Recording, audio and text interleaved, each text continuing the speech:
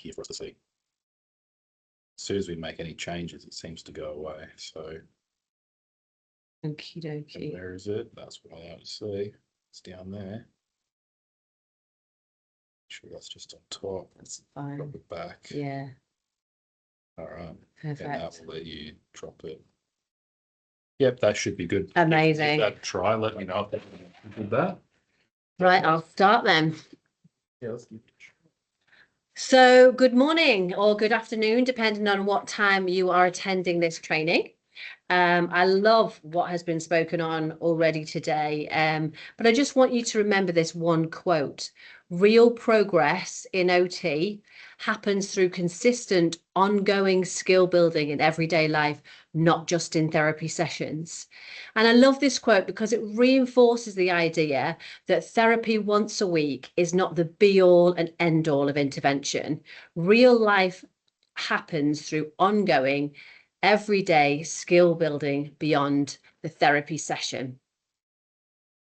So I just really want to introduce myself. My name is Jude Wright, as the slide says, and I've spent the majority of my OT career in the UK, began my practice in learning disabilities and then moved to paediatrics. And then the majority of the time after that was in what we call adult social services, which is very similar to the NDIS here. And I moved to Australia over 2 years ago.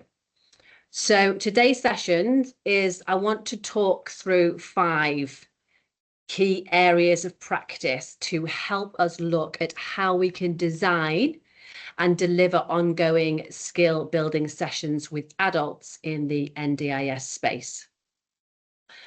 Okay, so the most common areas that adults typically choose to work on are daily living and independence. So that would be toileting, showering, washing, dressing, that kind of thing. Social and community participation. So that would be things like going to volunteer in a job or attending meaningful groups that are catered towards the disability. Work, education and learning. So, for example, I have a chap who ASD level 2, but highly functioning, and he's looking to potentially find a job by the end of the year. So what that means is that we're going to be working on his employability skills, his CV, confidence, things like that. So that falls in the area of work, education and learning. And then the 4th area is health and well-being. So that's more physical, the physical side of things. I have a couple of clients like that who are, at the moment, we're just doing like chair-based exercises to increase their mobility and their function.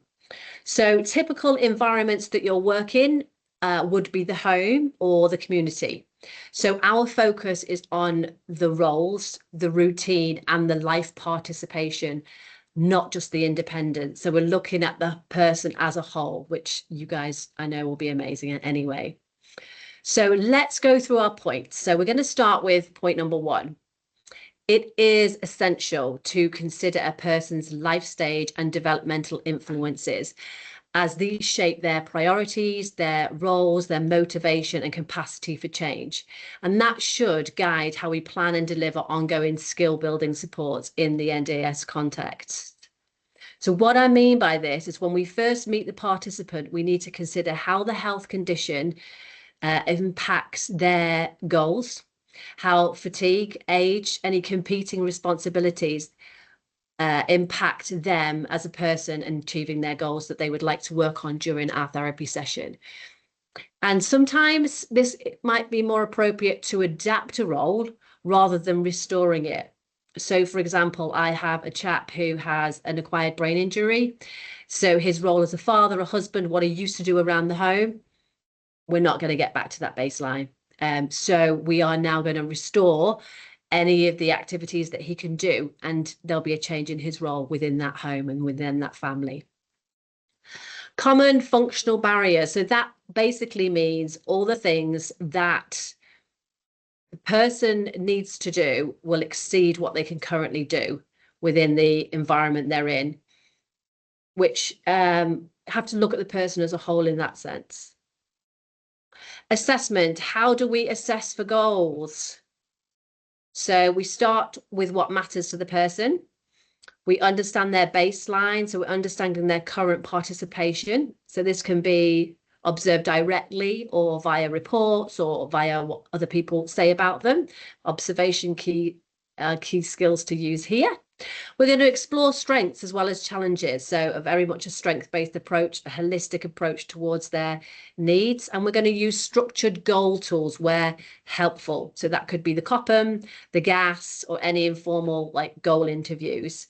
We're going to translate priorities into NDIS ready goals. So you'll notice on some of the progress reports that you need to write following the implementation plan, they'll have the name of the goal, and then the name of the title of the NDIS therapy goal that it relates to. So it's important to keep that in mind when you're planning your goals. And all the while, as we've said, it's important to build rapport, trust, and engagement. And I like to think that the relationship is just as much as important than the progress with goals. So we can be tempted to just go out there, get 4 or 5 goals, 3 or 4 goals, and be smashing out every therapy session. But actually, building rapport is really, really key in getting long-lasting change.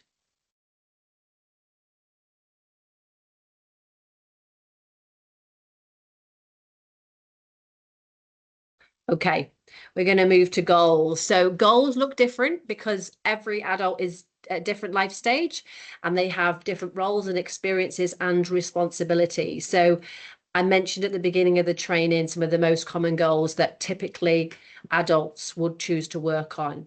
Now, remember that short-term success are stepping stones to make long-term meaningful change. So lots of encouragement, building confidence, addressing skill gaps, and ensuring intervention has a lasting impact. I have a couple of wonderful examples, but one particularly that came to mind when I was thinking about this was a chap that hadn't cleaned his teeth in about 16 years. The reason why is because he just got out of a routine. He was moderate ID. So we started with just simply buying a toothbrush that he felt was the right one for him. It was an electric toothbrush, and then choosing a flavored type of toothpaste that didn't make him gag. So he had a great time in choosing which flavors he preferred. And then we just created a visual schedule about how he manages each day. And we got to one time a day in the morning just to clean his teeth. He's having ongoing therapy with someone else now, but that was just a bit of a real life example of how those short stepping stones have gone into lasting change. So the participants' goals come first, balancing the input of other people's as well. So, for example, you might have a mum or a dad saying, or family member, I would really like him to go out more or her to go out more, but he actually doesn't want to do it. We do get that. And I just wanted to acknowledge that it's always, as we go through these slides, we're painting a picture that everything's just straightforward, we're going in. But we know, especially with those mental health clients where the volition is just not there, and we might get a bit stuck with goal planning and goal implementation. And we're going to talk a little bit about that later on. So that would lead to the negotiation process. So it's using yourself, listening, building rapport, key ingredients here, and exploring realistic skills that they can achieve, their environment, kind of environment are they in? Are you doing it at home? Are you doing it in the community? How much support they have to implement those goals. And also key one is how much funding they have. I find things like travel training that can take up quite a lot of funding. So just be aware of that when you're planning out your implementation plan. So what happens if a participant is struggling to come up with those goals? Well, like we said before, use prompts, identify areas through your COPM assessment or through your assessment that you've done prior to setting the goals. Ask them what they enjoy. Is there a support coordinator involved, a support worker who can actually give you more ideas of what they might like to work on?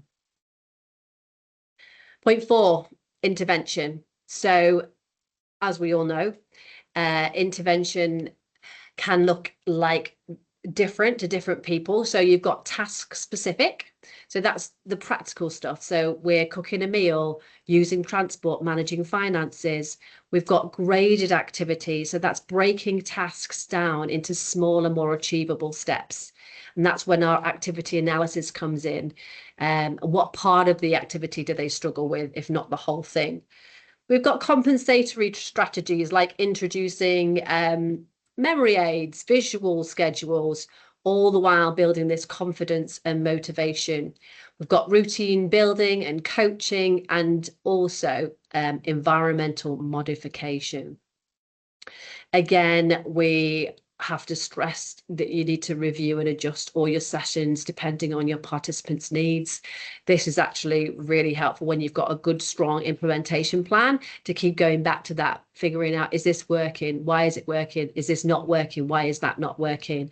So it's all part of your therapeutic reasoning and your clinical reasoning there. Final point, measuring progress. So at the end of your therapy block, or more towards the end of the NDIS plan, whichever comes first, it's likely you're going to need to provide a progress report or track how well or how difficult participants have found activities that you've been working on. The use of the implementation plan in the report writing is really, really helpful. I tend to use something like this. I'm hoping you can see that okay on the recording. This is a visual aid for people who are being scored on the COPPA. So often I find when you say, can you rate how well you do, how well you're performing at the moment and how satisfied you are? Sometimes that's quite a tricky question for those with health needs that just can't process that. So we find visual aids helpful in that. I do like the COPPA. I like it because it actually clearly rates the improvements or the lack of improvement in each of my goals. So success can look like skill performance, increased participation, like for example, I've talked about the teeth brushing guy, greater confidence and motivation, and potentially reduce reliance on supports. Just wanted to give you a quick visual timetable there of that chap that I was talking about. We were sorting out the job situation. He also really wanted to increase his physical well-being as well alongside that. So all these kind of visuals are helpful in creating success. But you could ask the question, so what time frames are we seeing these improvements, if at all? Remember, change is gradual. Short-term and long-term goals could be different. Be flexible, reflect, know when to persist, when to adapt, when to step back, or maybe provide indirect support. So for example, I have a chap that I've been working with for about a year on and off.